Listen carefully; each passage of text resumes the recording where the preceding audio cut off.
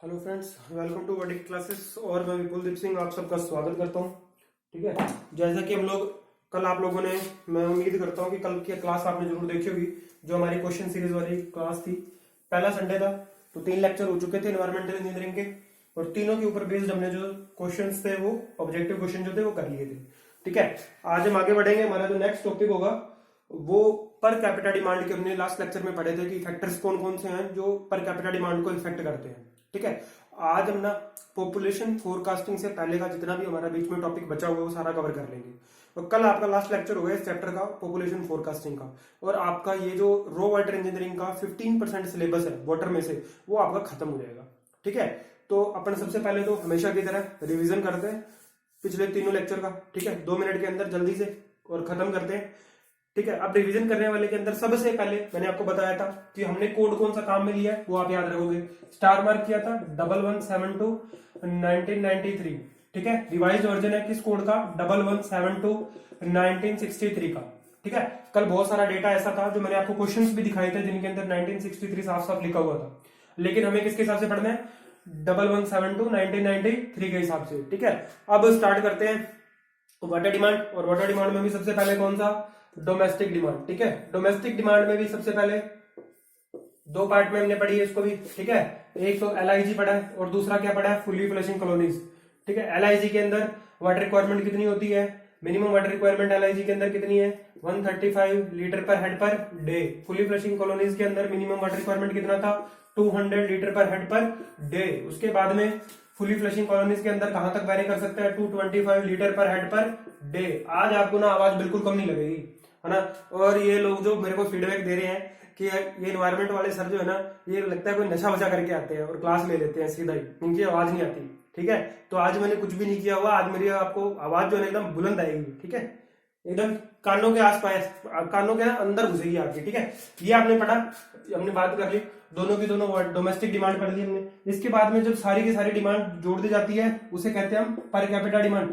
ठीक है, सारी डिमांड जब ऐड कर दी, कौन कौन सी भैया? फायर डिमांड को छोड़कर बाकी जितनी भी डिमांड है सारी की सारी अगर क्यूमुलेटिव होगी तो उसको क्या बोला जाता है? Per capita demand. Per capita demand का हमने रिप्रेजेंट किया था सिंबल क्यू से, क्यू से सिंबल से रिप्रेजेंट किया था इसको। कहां तक जाएगा ये? 335 से लेकर 360 लीटर पर हेड पर डे तक। याद आया कुछ? ठीक है, जिन लोगों ने क्लासेस ली है पहले वाली क्लासेस जो ले रखी हैं उनको याद होगा कि इसके अंदर हमने लॉसेस और थेफ्ट जोड़ा था 55, डोमेस्टिक डिमांड जोड़ी थी 200, सिविक और पब्लिक यूज जोड़े थे 10। ठीक है, ऐसे करके ये टोटल हुआ था हमारा 335 लीटर पर हेड पर डे तक। ठीक है, तो ये बात है पर कैपिटा डिमांड की। इसके अलावा हमने फायर डिमांड कैलकुलेट करने के कुछ इंपेरिकल फॉर्मूलाज पढ़े थे, जिनके अंदर हमारा सबसे पहला फॉर्मूला था कुचलिंग फॉर्मूला। इस फॉर्मूले से ना मुझे बहुत प्यार है। कुचलिंग सबसे आसान फॉर्मूला भैया, 3182 रूट पी किया और ये फॉर्मूला कंप्लीट हो गया। ठीक है, अब इसके अलावा देखो नेशनल बोर्ड फॉर्मूला सबसे खतरनाक है, इसको याद रखना, 4637 रूट पी। ठीक है, मल्टीप्लाई बाय 1 माइनस 0.01 और रूट पी। ठीक है, और ये कब वैलिड है? जब पॉपुलेशन होगी मेरी 2 लाख से नीचे। समझ में आई बात? आगे बढ़ते हैं। नेक्स्ट है हमारा फ्री मैन फॉर्मूला। ये भी empirical formula, fire demand calculate करने का। फॉर्मूला क्या था? याद होगा आपको। फ्री मैन फॉर्मूला क्या था बताओ? 1182 पी बाय 10 प्लस 10। ठीक है, अब देखना इस फॉर्मूले के अंदर ना कई जगह आपको ये भी मिलता है। देखो ये मिलता है पी बाय 5 प्लस 10 भी मिलता है ना। तो ये देखो मेरे पास जो बुक है ना एसके गर्ग, उसके अंदर, और मैंने 1-2 जगह चेक किया है ना, वहां पर पी बाय 10 प्लस 10 दिया होगा। तो आप चेक कर लेना आपकी बुक में क्या दिया होगा। दोनों ही सही है, जो भी ऑप्शन मिले ना, अगर ऑप्शन में आ रहा हो फॉर्मूला हमें निकाल के बताना कि क्या आंसर है, तो दोनों में से जो भी मिल जाए ना एक तो मिलेगा, दोनों एक साथ नहीं मिलेंगे। ठीक है,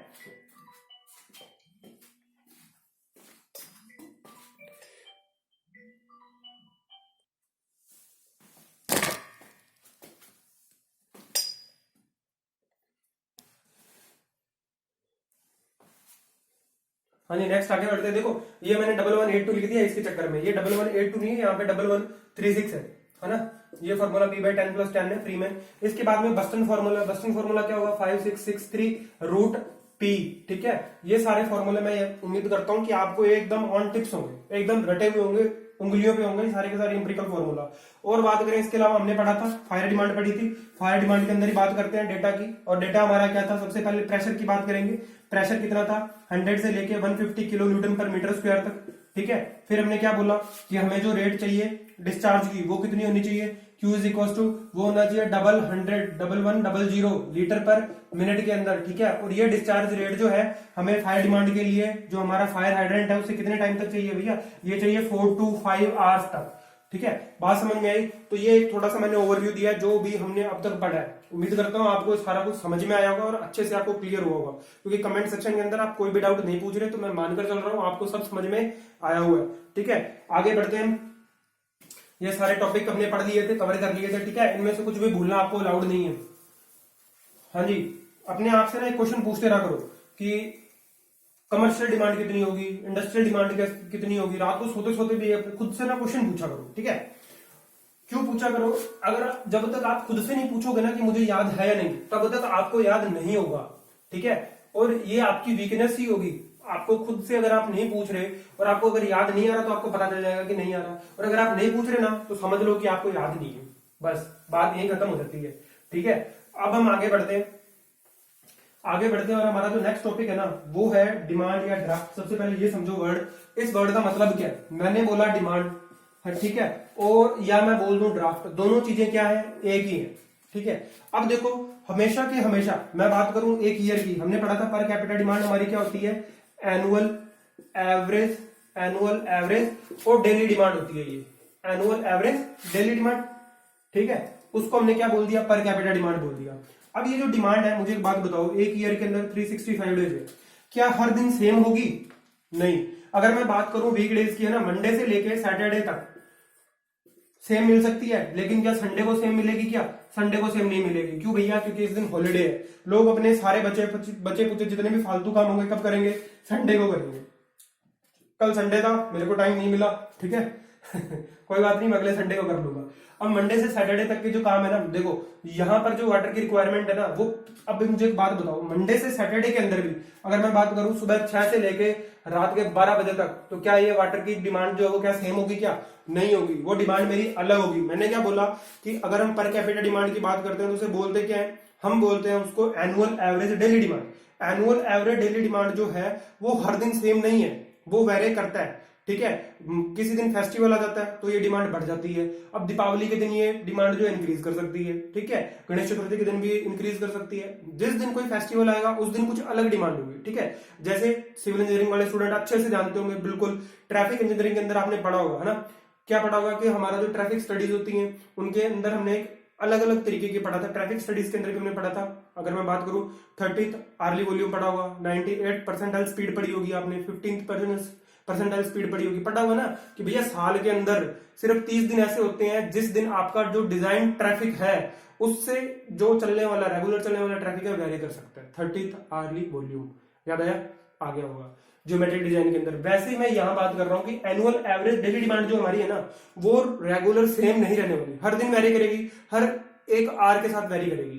क्यों, देखो एक दिन के अंदर अगर मैं बात करूं सुबह 7 से लेकर 10 बजे तक ये पीक आवर्स होते हैं, हर किसी को ऑफिस जाना होता है, लगभग 70% लोग इसी टाइम जगते हैं। कुछ मेरे जैसे भी तो सुबह 4 बजे जग जाते हैं, है ना, उनकी डिमांड कुछ अलग ही होती है। तो ये 7 से 10 बजे वाले जो है ना, इनके पीक आवर्स के अंदर देखो ट्रैफिक भी ज्यादा मिलता है, वाटर की डिमांड भी क्या होगी, ज्यादा होगी, ट्रैफिक ज्यादा, मैंने लिख दिया यहाँ पे, ठीक है। उसके बाद में वाटर की डिमांड भी जो है वो क्यू की वैल्यू जो है ना हमारी वो भी क्या होगी भैया, ज्यादा होगी। तो बात कहने की ये है कि डिमांड और ड्राफ्ट तो सेम होता है, लेकिन हर जो साल है उसमें 365 डेज है, उसके अंदर हर दिन और हर आवर के अंदर जो डिमांड है ना वो वेरी कर सकती है। तो अब यहाँ पे क्वेश्चन अराइज ये होता है कि जो हमारी वाटर डिस्ट्रीब्यूशन कंपोनेंट्स हैं, वाटर ट्रीटमेंट यूनिट्स हैं, ठीक है, जितना भी हमारा प्लांट है, उनको हम किस डिमांड के लिए डिजाइन करें कि वो सारे के सारे पूरे के पूरे साल भर जो हमारा ये एनुअल एवरेज डेली डिमांड है इसको सेटिस्फाई कर सके, ठीक है। सबसे बड़ा ये क्वेश्चन अराइज होता है, और इसी का ही आंसर पाने के लिए हम जो आगे की फर्दर स्टडीज है वो अभी करने वाले हैं, ठीक है। तो अब आपको समझ में आया होगा कि एक्चुअल में हम करने क्या वाले हैं, हमारा कारण क्या है, ठीक है। 3 चीजें इंसान को ना अपनी जिंदगी के अंदर क्लियर होनी चाहिए। एक तो मैंने अभी तक किया क्या है, दूसरी मैं आगे करने क्या वाला हूं, और तीसरी मैं कर क्या रहा हूं। तो ये तो वही हो गया ना। अब आप लोग कहोगे कि सर ये तो हो गया पास्ट, प्रेजेंट और फ्यूचर। हाँ भैया, इन्हीं तीनों टेंस के बीच ही ना हमारी जिंदगी गुजर जाती है, प्रेजेंट पास्ट और फ्यूचर के बीच में, ठीक है। ये हमारा टॉपिक ऑफ कंसर्न नहीं है। यहाँ पे हमारा टॉपिक ऑफ कंसर्न ये है कि भैया जो हमारी जितनी भी यूनिट्स हैं, जो कंपोनेंट्स हैं, मान लो बात करें पंप की, तो भैया पंप को किसके लिए डिजाइन किया जाए। अगर मैं बात करूं डिस्ट्रीब्यूशन सिस्टम की, तो डिस्ट्रीब्यूशन सिस्टम को किसके लिए डिजाइन किया जाए। अगर मैं बात करूं यहाँ पे सरफेस रेजर्वियर की या एलिवेटेड रेजर्वियर वाटर टैंक जो आप देखते हो, उनको किसके लिए डिजाइन किया जाए। तो सबके लिए अलग अलग क्वेश्चन अराइज होता है ना कि किसके लिए डिजाइन करें। तो अब ना यहां से कहानी शुरू होती है। वो टॉपिक जिसके ऊपर मैंने सबसे ज्यादा फोर्स दिया था और बहुत ही अच्छे से आपको समझाया था, फायर डिमांड। बात आती है फायर डिमांड। देखो फायर डिमांड के अंदर हमने बात करी थी कि फायर डिमांड कभी भी कैलकुलेट नहीं किया जाता। कैसे? पर कैपिटा के हिसाब से, हर बंदे के हिसाब से ये हमारा फायर डिमांड कैलकुलेट नहीं किया जाता। ठीक है, आई बात समझ में। तो फायर डिमांड को तो अलग रखो, कोई भी डिमांड ले लो, लेकिन फायर डिमांड को तो साथ में जोड़ना जरूरी होगा। मैंने ये बोला कि अगर मैं किसी एक दिन, पूरे 365 डेज के अंदर एक दिन ऐसा निकाल लूं जिस दिन मुझे क्या मिल रही है, मैक्सिमम डेली डिमांड मिल रही है, मैं बोलूं हर दिन से ज्यादा है इस दिन मैक्सिमम डेली डिमांड। ठीक है, ये मैंने बोला। अब इस दिन, इस पर्टिकुलर दिन जब मेरी डिमांड क्या है, मैक्सिमम है, उस दिन के अंदर मुझे वो आर निकालना है। क्या निकालना है मुझे? वो 60 मिनट्स निकालने हैं, वो आर निकालना है जब मेरी डिमांड क्या है, मैक्सिमम है। तो उस डिमांड को मैंने क्या बोल दिया? उस डिमांड को मैंने बोल दिया maximum hourly demand on maximum day. बात समझ में आ रही है क्या? ऑन मैक्सिमम डे आ रही होगी। ठीक है, क्योंकि यहां पे इतना कंफ्यूजन वाला काम ही नहीं है। हमने क्या बोला, 365 डेज के अंदर सबसे पहले हमने क्या निकाला, मैक्सिमम डेली डिमांड निकाली। मैक्सिमम डेली का मतलब ये है कि हमने ये निकाल लिया कि कौन से दिन साल के अंदर डिमांड जो है वो सबसे ज्यादा थी। अब उस दिन, जिस दिन हमारी मैक्सिमम डेली डिमांड आई, उस दिन के अंदर भी 24 आवर्स है। उन 24 आवर्स के अंदर हमें ये निकालना है कि कौन सा ऐसा आर है जिसके अंदर सबसे ज्यादा, उन 24 घंटे के अंदर भी तो डिमांड सबसे ज्यादा होगी ना। सपोज दैट मैंने बोला कि भैया आज 11 जनवरी है, इसके बाद में 13 जनवरी को आपकी डिमांड जो है ना मुझे मैक्सिमम हो रही है। तो आप पूछोगे कि सर 13 जनवरी को तो डिमांड मैक्सिमम मिल रही है, लेकिन 13 जनवरी को भी तो 24 आवर्स है। इन 24 आवर्स के अंदर किस आर के अंदर मैक्सिमम डिमांड होगी वो आप हमें बताओ। तो मैंने बोल दिया 7 to 8। तो ये जो 7 to 8 है वो क्या है, maximum hourly demand on maximum day. ठीक है, मैं समझता हूं आपको समझ में आया होगा। और आज ये सर कोई भी नशा नहीं करके आएंगे, ठीक है, और ऐसे ही आपको पढ़ाएंगे बिल्कुल बुलंद तरीके से, और आवाज बिल्कुल अच्छे से आपको सुनाई देगी। ठीक है, ये बात समझ में आई। तो अब हमने बोला कि जितनी भी हमारी यूनिट्स है ना, डिस्ट्रीब्यूशन की हो, चाहे वो पाइप मेन्स हो, चाहे रेजर्वियर हो, चाहे सरफेस एलिवेटर रेजर्वियर, कोई भी यूनिट हो, उसको हम मैक्सिमम डेली डिमांड के लिए डिजाइन कर सकते हैं। कब कर सकते हैं? जब इसके साथ हम फायर डिमांड को भी साथ में लेकर चले। ठीक है, क्यों मैंने ऐसा कहा? ऐसा मैंने इसलिए कहा कि आपने एक डिस्ट्रीब्यूशन नेटवर्क बनाया, वो डिस्ट्रीब्यूशन नेटवर्क जो था वो सप्लाई कर रहा था वाटर मैक्सिमम डेली डिमांड के लिए, लेकिन आपको पता चला कि भैया 13 जनवरी को कहीं पर फायर ब्रेकआउट हो गया। अब फायर ब्रेकआउट हो गया तो मैक्सिमम डेली डिमांड के अंदर मान लो मैंने ये बोला था कि 100 mld वाटर चाहिए था हमें। 100 mld का मतलब है 100 मिलियन लीटर्स पर डे। ठीक है, इतना पानी चाहिए था, लेकिन हुआ क्या, 13 जनवरी को कहीं पे फायर ब्रेकआउट हो गया 2-3 जगह, और वाटर की रिक्वायरमेंट जो है सडनली वो बढ़ गई। कितनी बढ़ गई? 20 mld बढ़ गई आग बुझाने के लिए। आग ज्यादा फैल गई तो बढ़ गई।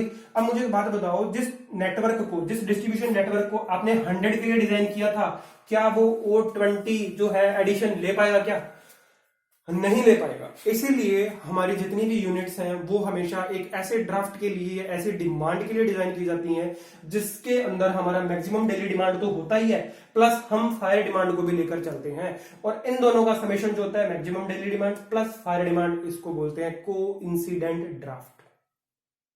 ठीक है, ये आपको समझ में आया होगा, बहुत अच्छे से समझ में आएगा, और मैं उम्मीद करता हूं कि देखो फिर से मैं रिपीट कर देता हूं एक बार और आपको और अच्छे से समझ में आ जाएगा। मैक्सिमम डेली डिमांड समझ में आया, 365 डेज के अंदर एक दिन ऐसा जिस दिन वाटर की कंजम्पशन मैक्सिमम थी। अब उस दिन के अंदर मैंने ये बोल दिया कि हमें कोई एक आर की बतानी हो कि भैया इस पर्टिकुलर आर के अंदर इन 60 मिनट्स के अंदर हमारी जो डिमांड थी वो क्या थी, मैक्सिमम थी। तो हमने उसे क्या बोल दिया, maximum daily demand on maximum hour, या maximum hourly demand on maximum day, कुछ भी बोल लो, दोनों चीजें सेम ही है, आगे पीछे कर दी थी मैंने।